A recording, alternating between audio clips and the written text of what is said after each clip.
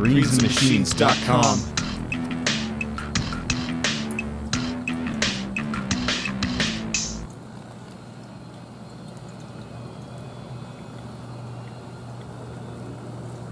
Alright viewers, welcome back. We've now been running this system for about a month.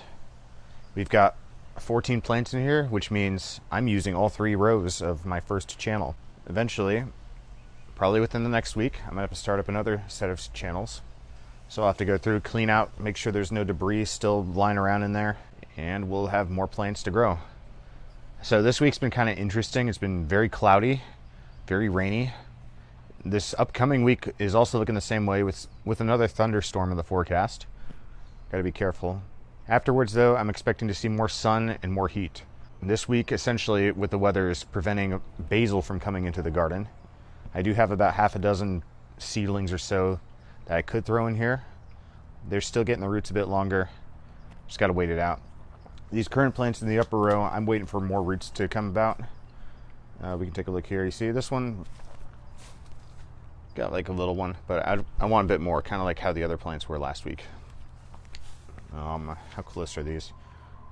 I'm kind of getting a little, you see these are a lot smaller, but it's got roots. I prefer to get a bit more development before I move them down, because you can see a plant right here versus a plant down here. Yeah, look at that. Nice and healthy. I mean, you can kind of see that some of it dries out, but that's kind of not important because you still have the main root stock here that transfers all the nutrient solution up into the plant.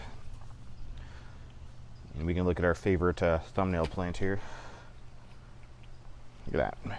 Oh, bam. Compare that to last week in the picture you see. You can probably start harvesting some leaves for some sandwiches or salads real soon once you get a bunch more lettuce.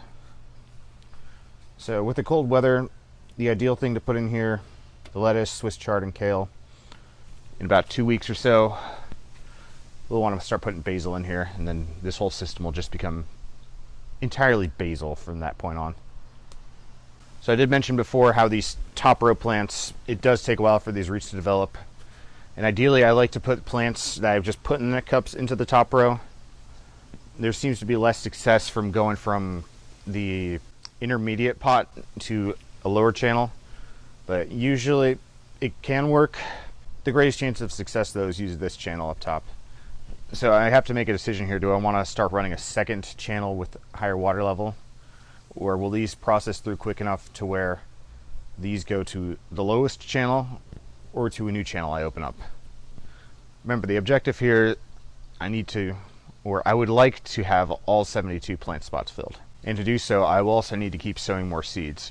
A little earlier, I consolidated my two starting areas that have rock wool in it. I've consolidated it down, so now I got a free one to sow more seeds. I'm thinking I need to sow more lettuce and basil right now. Those are the 2 crops that will do the best. And then you can see lettuce, especially this early one, looks excellent. We'll be harvesting it soon. But by the time the new seeds I plant either today or tomorrow are ready to go in the system, this will be bolting and done. So I got to keep the what's the word I'm looking for here? I got to keep succession planting going. Succession planting is very important. It's hard to time. That might be the hardest part of growing this garden, is keeping seedlings flowing into the system and making sure the roots are the correct length. So now I feel obliged to talk about system uptime for the 4th week. No problem so far. Maybe a minor channel blockage, but the water was still flowing and nothing overflowed. And kind of surprisingly, what I usually see a lot during the summer, you get algae growth in the channels. Haven't seen any algae growth yet. I think it's because I'm doing such a good job of keeping, well, aside from just one channel alone, it's all covered and in the shade, so there's no sunlight on the nutrient solution to force algae to grow. And algae growth can be a problem over time. You have to clean the channels out periodically.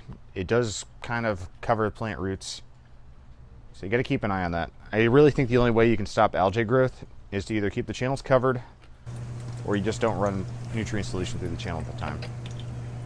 But of course, maybe the shady spot does have a factor to play in that. But come into the months of late May, early June, that's usually when you see most of the algae growth. So that's all for this week of the garden. Hit the like button if you like this video. Subscribe if you want to see more videos just like this one. And if you want to build this hydroponic garden, Check out the Etsy shop. I've got the plans on there you can download. And you can build a garden just like this one. So we'll see you next week in the next episode.